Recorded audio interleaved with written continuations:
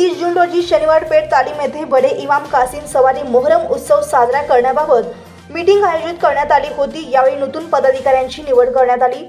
अध्यक्ष इरफान शेख, मेंबर कार्याध्यक्ष समीर ताजमत, बबू आडेवाले, उपाध्यक्ष बाबा जमखंडी, मुबीन रंगरेज, अल्ताफ कुरेशी, मिरवणूक प्रमुख अब्रार बागवान, नयन गायकवाड, सेक्रेटरी असद पठाण, सादिक बिजापुरे।